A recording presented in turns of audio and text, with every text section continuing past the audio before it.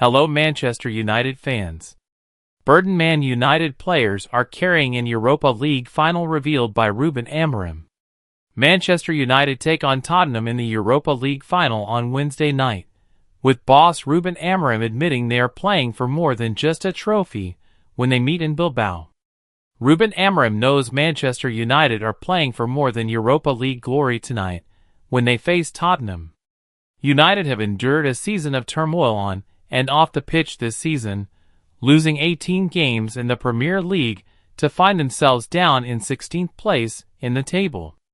Off the pitch, Sir Jim Ratcliffe's ruthless cost-cutting has continued, with up to 250 more jobs to go, on top of the 200 redundancies at United last year, as part of the drive to make the club sustainable. Failure to beat Spurs tonight and secure Champions League football for next season would see United miss out on around £100 million in revenue, and could lead to further job losses as a result. Against that backdrop, United boss Amorim knows there is more at stake for him and his players in Bilbao than personal glory on the pitch. Amorim said, "I'm always playing for more than myself. I'm coaching for my players, for my staff, and especially for our fans.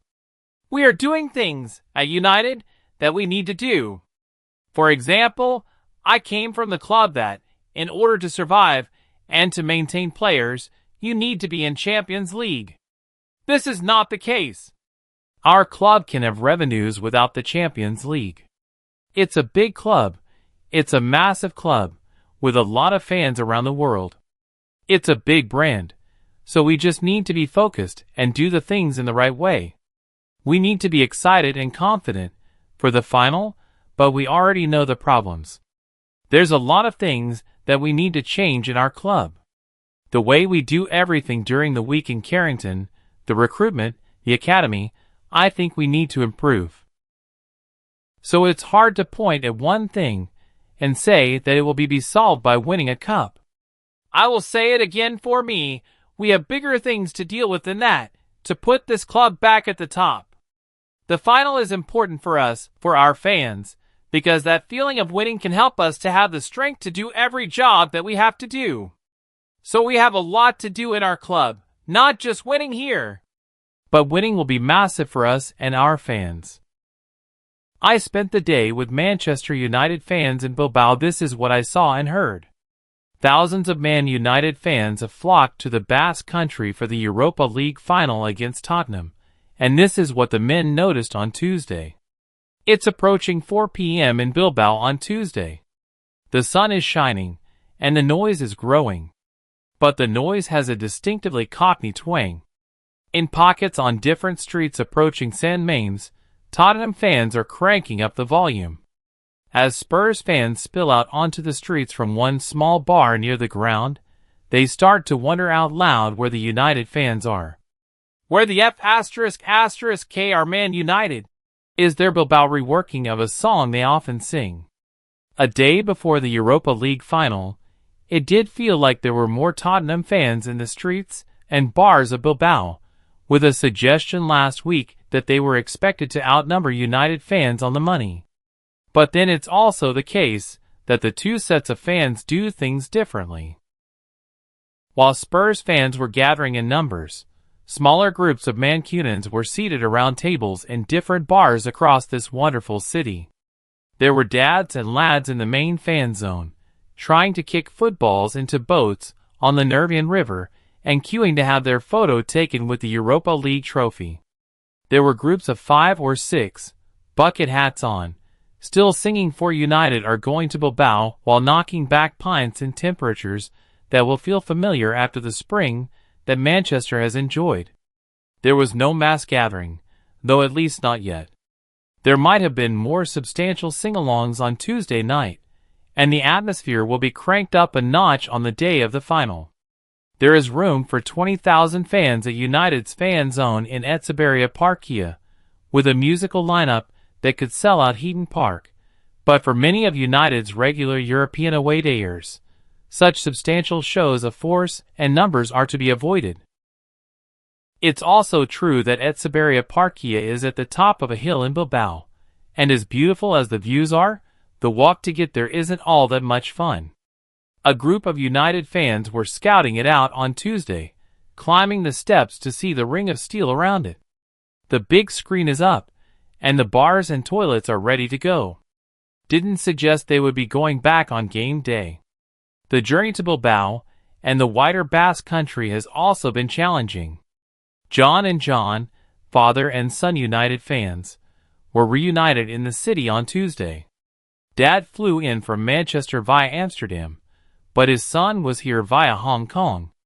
I moved to Hong Kong for work. I don't get back for games often, but I had to be at this one, said the younger John.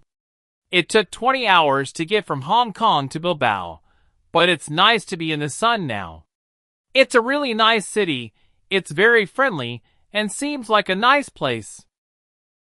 I'm not that confident. I think it's going to be dull, 1-0 to United with a Fernandes penalty. They weren't the only father and Man United forced into kit change for Europa League final due to 64-year tradition.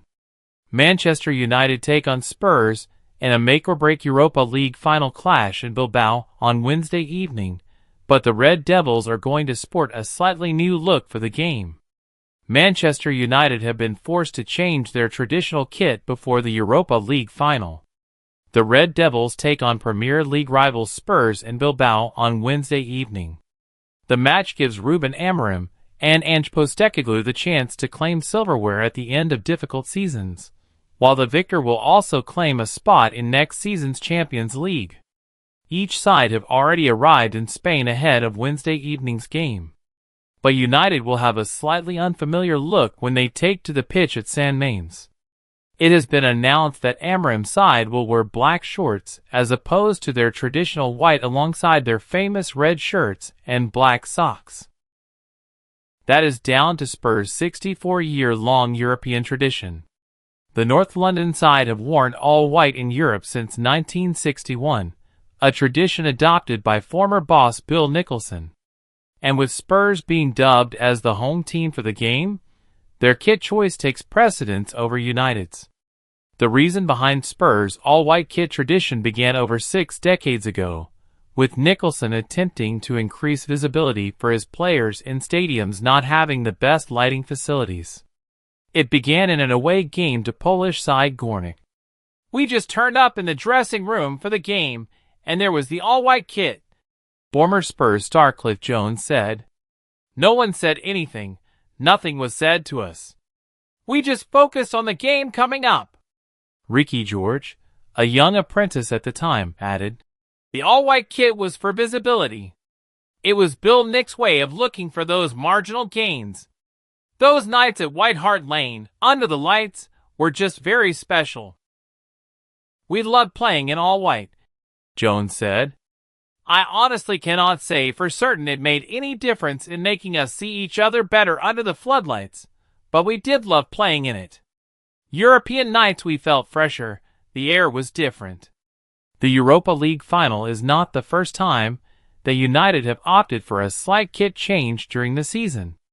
They also wore black shorts during their away trip to Real Sociedad back in March, a game that ended 1-1 after goals from Joshua Zirkzee and Mikel Oyarzabal. They, however, returned to their more traditional white shorts during the home leg at Old Trafford to match the Red Devils 1-1 thanks to a hat-trick from Bruno Fernandes. Regardless of the kit they wear, United will be desperate to win the final, and with it, seal their return to the Champions League. French Open chiefs will ban supporters from drinking alcohol in the stands as they look to clamp down on bad behavior. The second major of the year kicks off in Paris on Sunday, with Carlos Alcaraz the defending men's champion. Tennis bosses have been battling against a deteriorating level of fan behavior during matches. At last year's tournament at Roland Garros, one supporter allegedly spat chewing gum at Belgian star David Goffin during his win over Giovanni Pecci-Pericard. Tournament chiefs responded by introducing a mid-event alcohol ban in the stands. There is little sign that fan behavior could improve, with a number of incidents during the Italian Open over the last fortnight. Women's world number 1 Aryna Sabalenka told a fan to shut the F*** up after they yelled out at her during her quarterfinal defeat to Zheng Qinwen. In the previous round, world No. 22 Clara Tauson confronted a crowd member who heckled her after she served a double fault against Mira Andreeva, asking, "Who are you?" before imploring the umpire to intervene. Meanwhile, men's star Jakub Mensik was involved in a similar confrontation during his match against Fabian Maratson. That has convinced French Open chiefs to bring in firm rules for supporters. Roland Garros director Amorim'S has confirmed that alcohol consumption will be banned in the stands for the entire tournament this year. She warned that any fan whose behavior falls below standards will be removed from the stands. It will be fully renewed this year. You can obviously consume in the aisles, but once you're on a court, that's it. And if we notice any incidents, we don't hesitate to evacuate spectators, she told West France. I also think that the post-COVID period has given people the desire to express themselves differently and more fully, to let go. And not just at sporting events. Alcaraz wrapped up his preparation for this year's tournament by winning the Italian Open, beating Jannik Sinner in Sunday's final. He is now totally focused on winning at Roland Garros for a second successive year. I'm just really happy to get my first Rome title. Hopefully it's not going to be the last one, he said.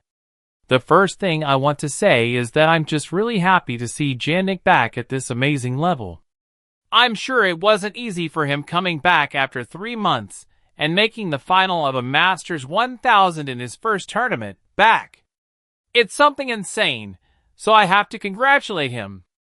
I'm proud of myself with the way I approached the match mentally.